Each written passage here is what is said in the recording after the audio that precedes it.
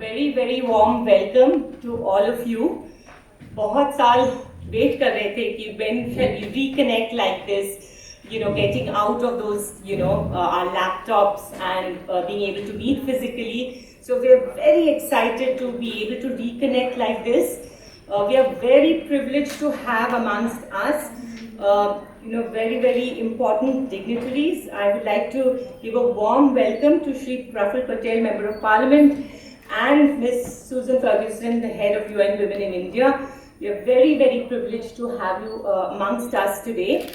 I just, want to give a quick introduction. Of course, they don't really need an introduction, but just to tell you that we have amongst us Shri Praful Patel, Member of Parliament, former Union Minister of Civil Aviation and Heavy Industries and Public Enterprises.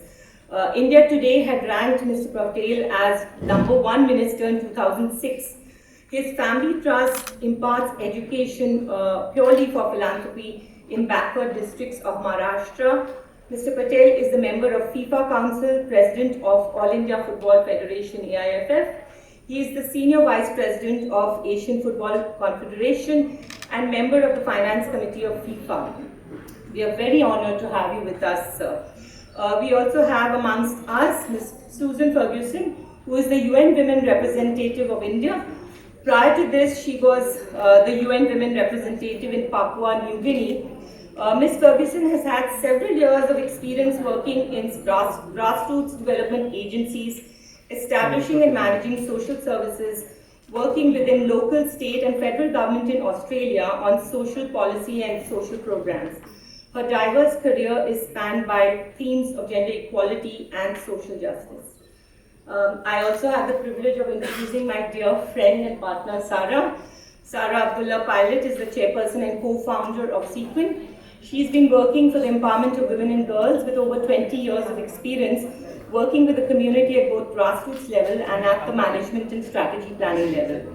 Prior to co-founding Sequin, she has worked with UNIFEM, that was United Nations Development Fund for Women, specializing in gender budgeting. Sarah is also the chairperson of the AIFF Women's Committee since 2014. Good morning, everyone. As Laura said, I'm so happy to be here and physically interact with everyone. I know that over the 2 years, we have all used technology and benefited from it. I think, even our team, we have our daily Zoom meetings or team meetings, but I think being together face to face, in person, forging those relationships, there is no substitute. Working from home, offline, online, online or offline, it's the buzzword, but I think at the end of the day, as human beings, being together, talking to each other, there's really nothing like it. And for us, as the football family, and I think every single person here, we are part of that family. And why do I feel like that? Because it's like a huge jigsaw, and everyone here is a part of it. So if we have a piece missing, or if there is a piece that's kind of broken or a little bit weak, you're never going to achieve that full big picture, which is how can we make sure that the women's game, that women's football in India goes from strength to strength to strength, where the whole world is watching us and wants to do what we are doing.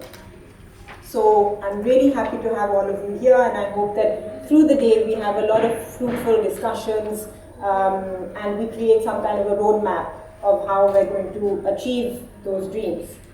I would like to welcome Shri Praful Patel, Member of Parliament and President of the AIFF, and Susan Ferguson, Country Representative UN Women.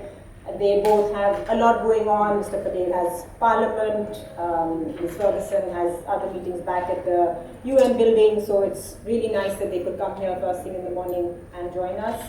I would also like to thank Laureus, Sports for Development, for supporting our program. I'm sure many of you have heard of Laureus, and they give various prizes and awards internationally. So that they have recognized Sequin's work and that they support us is something that we are extremely proud of. I actually almost feel like I have nothing more to say after that film, because I think that really seeing and hearing those stories, seeing the work that's been happening on the ground, that is really what our work is about. It's not just about sitting and me saying some wonderful words and starting the conference and beginning the conference. Actually, everything for us begins and ends with those girls who go out on the field and play football. And it is that commitment that I think everybody in the room shares. It's a commitment that Mr. Patel shares. I don't know, sir, if you remember the first time, many years ago, that Laura and I and Anjan and Joy Bhattacharya came to meet you in your office, where we had a lot of ideas of what we could do and how we wanted to help develop women's football. And when I first became chairperson of the Women's Committee in AIFF to now, I see so many changes, even in the AIFF, the growth of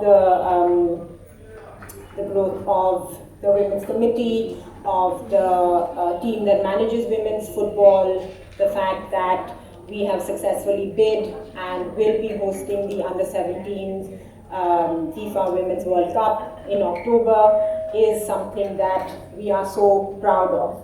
And it was no easy task at the National Women's Alliance for the National Alliance for Women's Football, of which Sequin is the convener. We worked very hard with the AIFF to make sure that that bid was successful and that that bid reached the minister, and really that this is going to happen in India in October is something that I personally am very happy about, and I know that everybody is.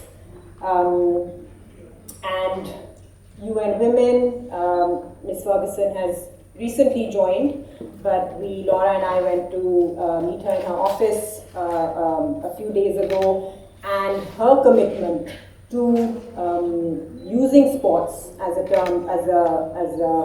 tool for development was very clear, and I do look forward to working with you more closely as the time goes on. At Sequin, we have used football, as you can see from the film, for over a decade, and really it works. I mean, what more can I say? You heard from just maybe 2 or 3 girls in that movie, but there are many more. Their lives have changed. It sounds far-fetched, it sounds exaggerated that just because these girls came out onto the field and kicked a ball, their lives changed, but they did.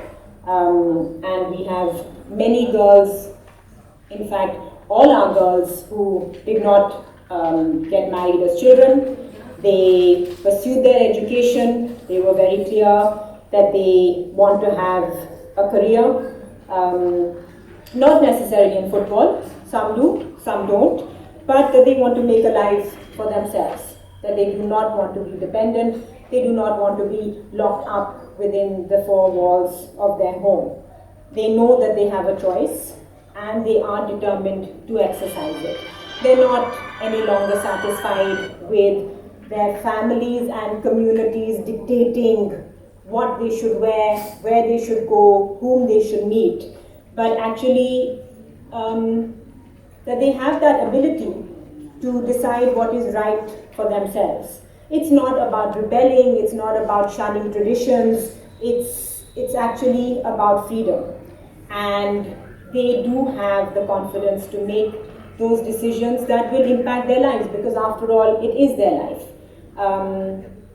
And through our programs, because for us it's not just about getting them out onto the field to play. Of course, that is there and that is huge and that's what they love, but it's also about everything else that we do with it. We're very proud that our program is a holistic program.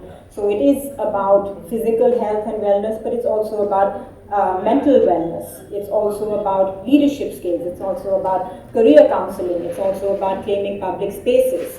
So all this gives them the strength and confidence to go. to cope with life when life doesn't go the way they planned. And I think we all know that more often than not, life actually does not go the way that we planned, and it's something that we need to take in our stride. And our football program is designed to give the girls all these skills and tools. It's not just about how to tackle on the field, but it's very much about tackling that game called life. And is there anything more important than that? I think probably the girls who play football would disagree with me, because I think for them, football is much more important than the game of life. But for us, and it's about giving them all those skills and tools to go forward and really live their dreams and pursue what they want to pursue. And we stand behind them every step of the way. So with that, I would now like to call Shri Praful Patel to share a few words. He has to go to Parliament. There is a meeting in Parliament as it is in session at the moment. So I would like to invite you please to share a few words with us. Thank you.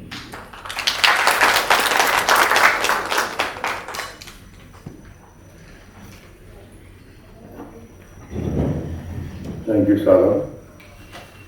Good morning, everybody, and I'm very happy that SICWIN has organized this one-day seminar to bring about gender equality as the theme of the conference states through the medium of football. And obviously, if Sarah and me are connected with football, it's obvious that we will be part of today's deliberation in some way. Let me be very candid that women's football, until 10-15 years ago, was basically a distant dream for many of you who are sitting here today. Especially in our country, because, but I would say, why would single out India alone? I would say most of the world. Women's football was always given, I mean, just it's there, but it's not really to be recognized. And as the world is progressing, as we see a lot more participation of women in every field of life, every facet of life, football cannot be far behind. Yes, it was always known as a men's sport, and as the film showed, a lot of reasons why in India especially it took much longer to bring it onto the center stage. But I must say that in a very short span of time, women's football has come very, very, I would say, progressively. I wouldn't say there, but quite there. And let me be very honest to begin with, that women's football globally, the Indian women's football team is ranked higher than the men's football team globally. Well, that does say something, but it shouldn't mean that we should be happy with all that. We have a long, long, long way to go. I have, in the last decade or so, I have been heading the AIFF.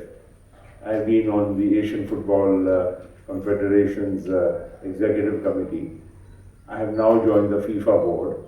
And I can see at every level, right from AIFF to AFC to FIFA, everybody's now the passion to see the women's game coming up as much as the men's game.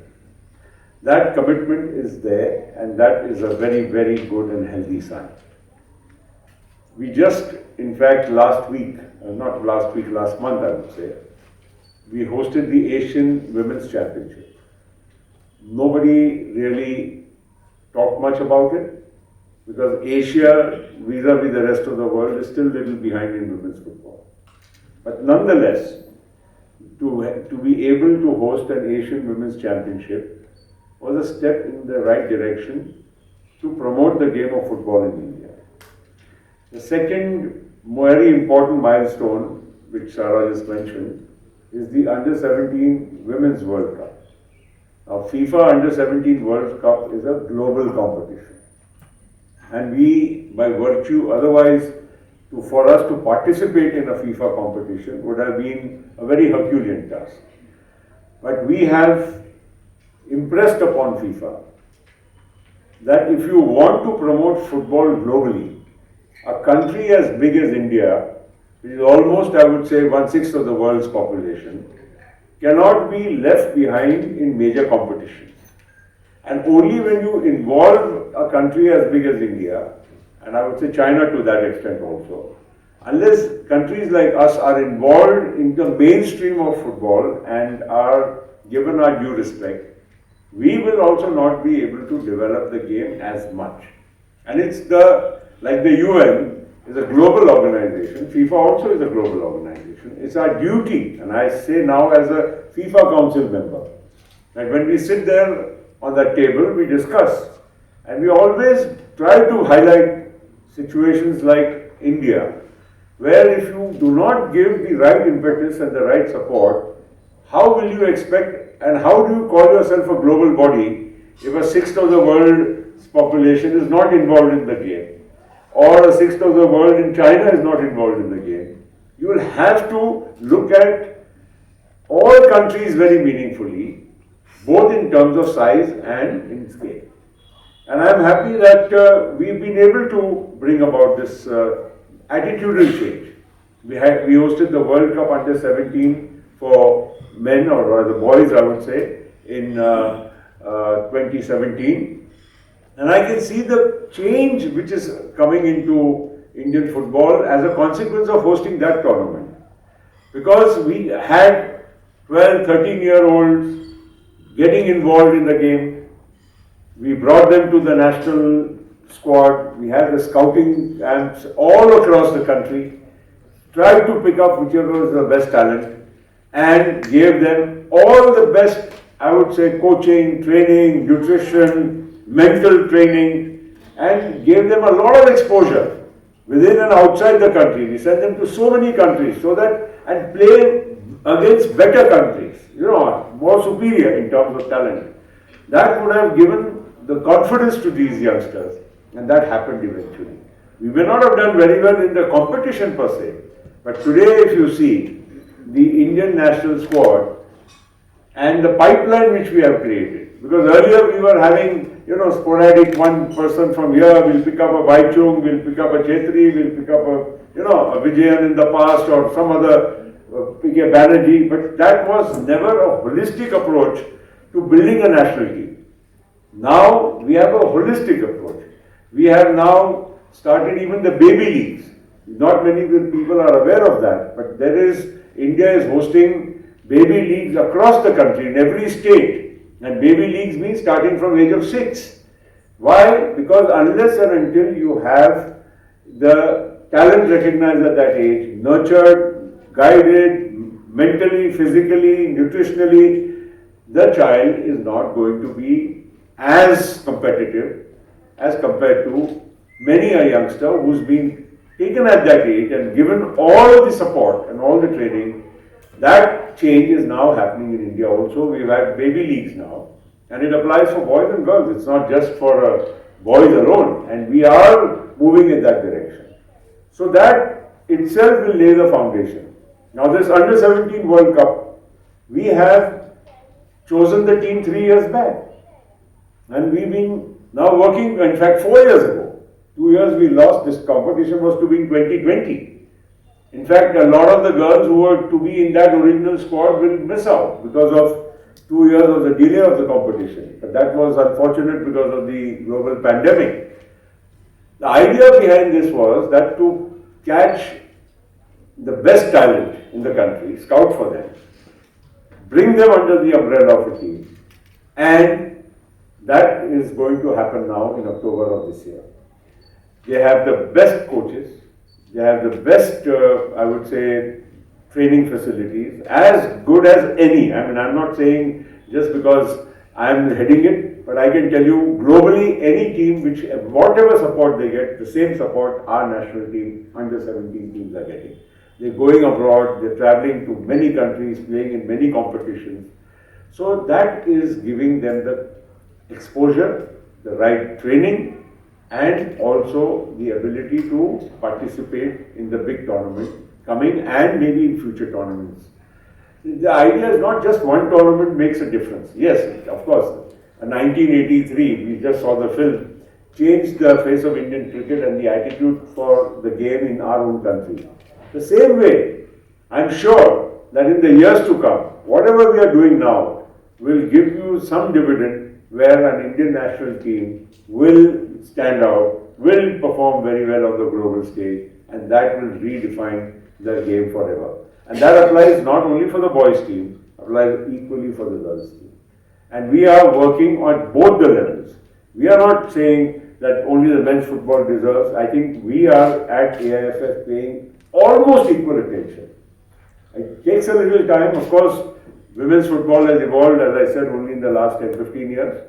It takes time to catch up, but the gap has narrowed down very much. It's not like, from 10th floor to first floor. Now the gap is almost like 10th floor to 8th floor.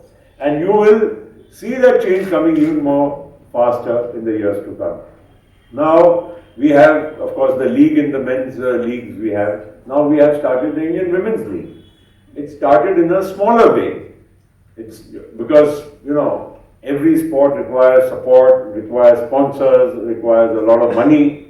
And that, of course, takes its own little cycle to achieve. But that notwithstanding, we have started the Indian Women's League. This year is going to be a much bigger version of the Indian Women's League. And as we go along, we will have to strengthen the league.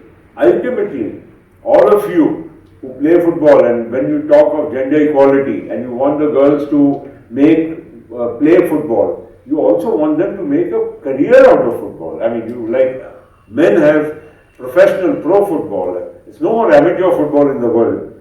That stage is over. In fact, FIFA makes it very clear that without money there is no football. It sounds very, difficult. Money and football. Why should money be, the element of? But FIFA says, if you don't have money, how are you going to train them? How are you going to pay them? How are you going to make their careers successful? So there's no amateur football anymore in the world. It's all professional football. So the girls who are playing football in India today, if they want to really go all out, they must know that tomorrow I can stand on my 2 feet, I can make a career out of football. And that is the most important element which we are working on. That we want Women's League. Today, like an average footballer in the when they play the ISL or I-League, would make about ₹1 crore a year.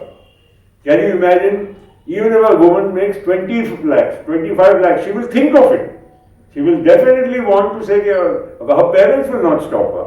Because there's so much peer pressure. Women especially in our country, the moment you are 20, 21, get married, come on, you have to, settle down in life. Fair enough, nothing wrong with that. But at the same time, India has transformed itself. There are so many women who hold very high positions, aspire for even bigger things. And if they do, for them those who want a choice, they should have a choice not only to play football, but to make a career out of football. There should be pressure of the family or any other kind of pressure that, no, what am I going to do if I play football? I'll be starving. I won't know how to make 2 ends meet, or how will I, stand up on my own feet. So these kind of pressures will have to be overcome. And that's why AIFF is working sincerely to ensure that there is a good ecosystem, financial ecosystem built in Indian football. As I said, it takes time, but we've started. We've not stopped just at amateur football. We just don't want girls to play football in schools or colleges or in the side lanes. We want them not only to play, but to play so well and so passionately that they can make a career. At the same time, they can play for the country and make the country proud, make the country stand up in the global community of football, where India can truly make its mark. Today we are still far away. India is, all of us know, a very cricket crazy country. all the money for everything goes into, cricket sponsorships, but nobody wants to pay for other sports. That's why it's not just about football. All sports have that lag, have that pressure of financial resources, but slowly but steadily we have built a machine where now we are able to generate our revenues. May not be anything like cricket, but certainly it's moving. That's why I said what it was 10 years ago and what it is today, there's a marked difference. And I can see, I myself see, and I feel very happy and proud. Many a parent who I know, some people who I don't know, seek time, they come to meet me, mother, father, child, maybe a boy or a girl, and they come to meet me and ask, should we continue our, child's further progress into football? Shall he or she play? What will happen? What will be the future? And I feel so happy that now people are looking at it. I mean, parents are also looking at, getting, and I'm sure they must not only be coming to me, they must be going to so many other people. Everybody from the country can't come to me. But for those who can, or those who try to reach out, I feel so happy that parents also, the children also are looking at a meaningful career of football, and that also for girls. So that's a remarkable change which is happening, and I think that day is not too far when gender equality through the medium of football will become a very important part of the entire jigsaw in our country. So let's all work towards it. We can't, you have to have a dream, you have to move with that passion and that direction. I'm sure Sarah knows it. Sarah works with us in the AIFF very closely over the last 7-8 years. Sarah has been involved with us, and she knows that what was 8 years ago and what is today, there is a remarkable difference, and we will continue to work more and more towards that. And I also, as AIFF President, I am very keen and very happy to see that this change is coming about. Sequin, you've been working very closely with us and also very, I would say, passionately to build this game. I've seen in that film, whatever little camps and whatever little tournaments you all have been having. So please continue to do the good work. From the UN, I request you that give all the support because if your mission is to promote women and to look after women's interests in India through the medium of the United Nations, I think it's a great thing. But let's, instead of looking at everything, give one special emphasis to football also. And I think we will all be able to work and make this big difference which we are all looking for. So best wishes to all of you, and I see many young girls who are, I'm sure, playing football and aspiring to play at even greater heights and at a much bigger level. So all my good wishes to you. Whatever best we can do, we will do, and we will continue to support gender equality through the medium of football. Best wishes. Thank you.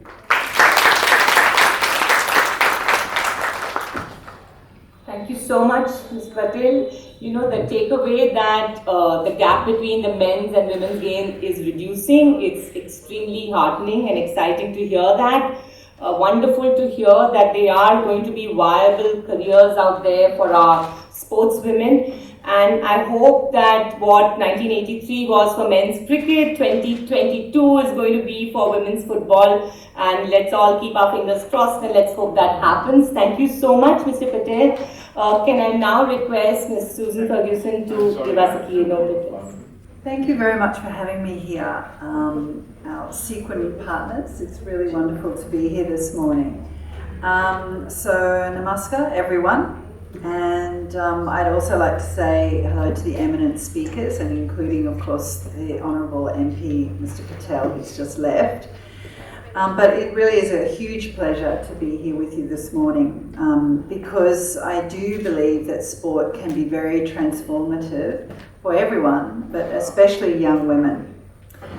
Actually, in 2015, UNDP here in India did a study looking at the work aspirations of people in cities, in peri-urban areas, and in rural areas.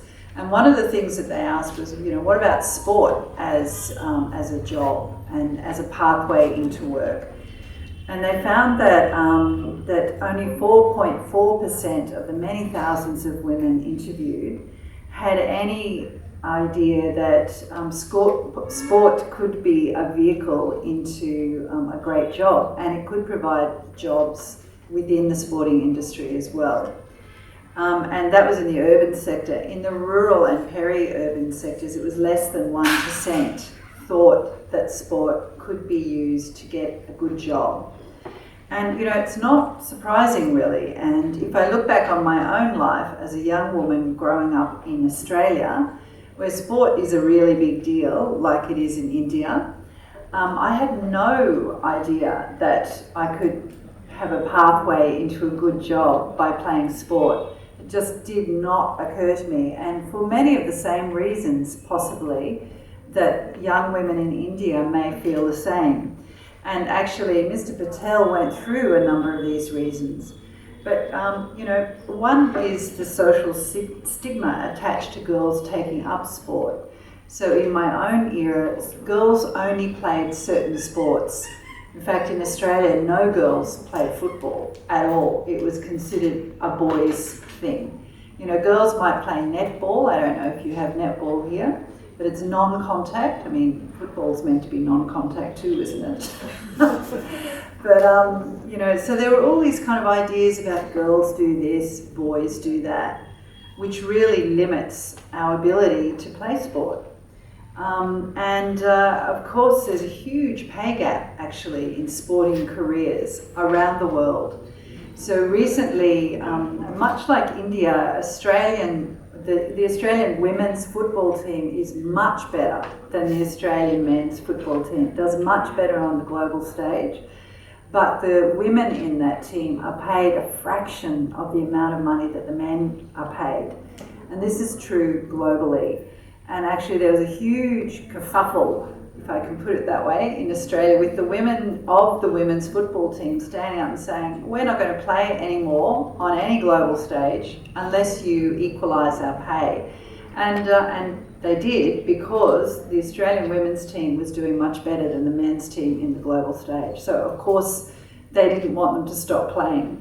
So they took action to increase that, and it had a huge, there's a big public debate about it, because a lot of people in Australia, this is only 2 years ago, thought that was terrible, that the women were demanding equal pay. So these are barriers that still exist in sport, and they exist everywhere, not just in the sporting sector, but in sport in particular. So combined with that, many girls don't grow up playing sport. And in India, I see that the stat is only 29% of women have played sport at the grassroots level. So of course, if you don't have that opportunity, you're not going to think of sport as a viable option for you going forward.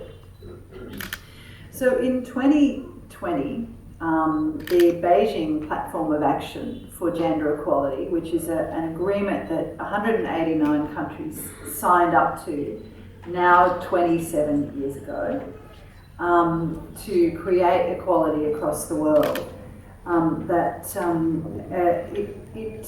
It includes a focus on sport, recognising that sport is an amazing vehicle for gender equality.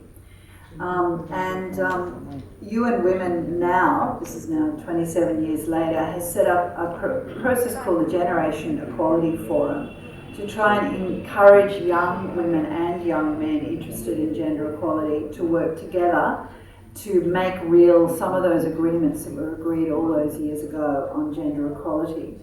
And again, as I said, sport is one of the areas that countries agreed to make sure that was an equal playing field. There's so many sporting metaphors for life. And this recognises that sport's got a huge role in bringing about more equality. So a really important step in creating an equal playing field between girls and boys in sport is looking to support women's leadership in sport. So women can demonstrate leadership in sport, and I know there are a number of young women here who are already doing that, both by playing sport, but also by being coaches, for example. And this can give confidence over a woman's lifetime that she can convert into other leadership roles.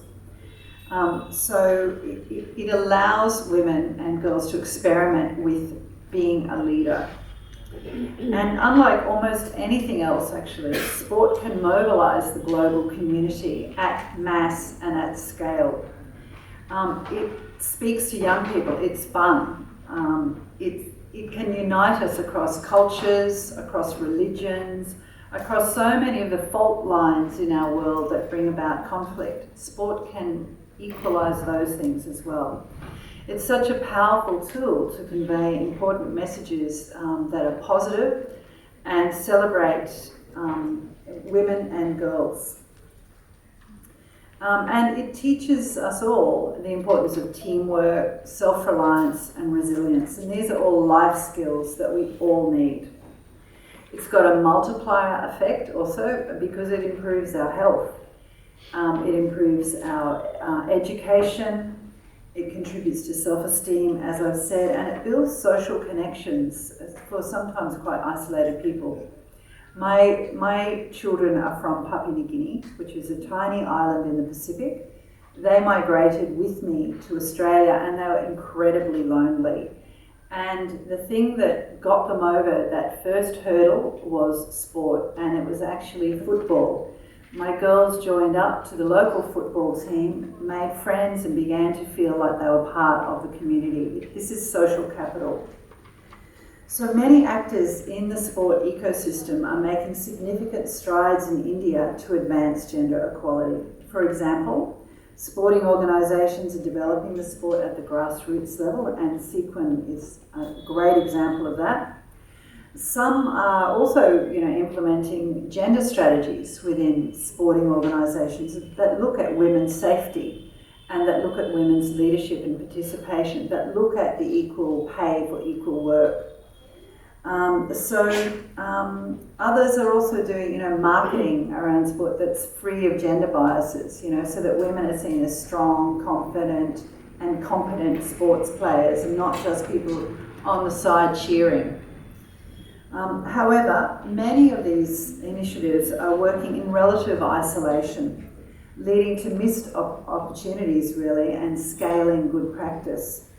At the same time, in various contexts, the world of sport remains plagued by many of the same inequalities that we see more broadly in society, and I've gone through some of those already. So in our Generation Equality Forum that I mentioned earlier, UN Women globally has brought together a number of member states of the UN to look at this whole sport ecosystem and to try and improve the equality within it.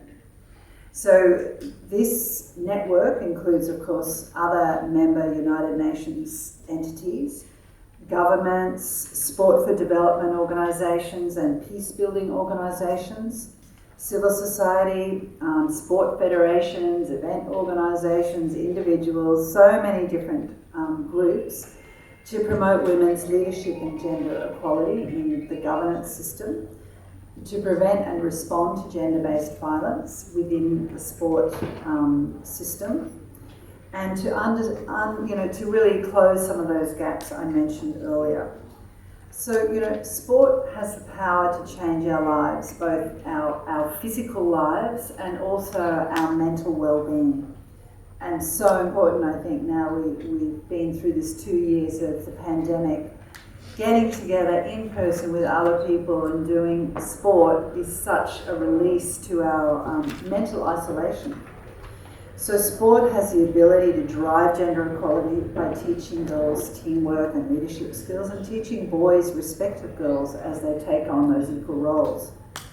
Women in sport often defy the gender stereotypes, so they make really inspiring role models for all of us and show men and women as equals. So it has a unique role to play because of its mass appeal. I can't think of any other vehicle that has this kind of mass appeal and positive feeling about it. So it's fun, it's healthy, it unites us. So the only question really to ask is, why don't we look more to sport for unlocking these gender stereotypes that hold all of us back, both girls and boys? And today I know that you're going to be talking about this exact thing, and I'll be really interested to hear what your deliberations come out with and how we can together try and expand the influence of the work that you're doing. So thank you very much, and I really look forward to seeing the under 17 girls football teams in India soon. Thank you.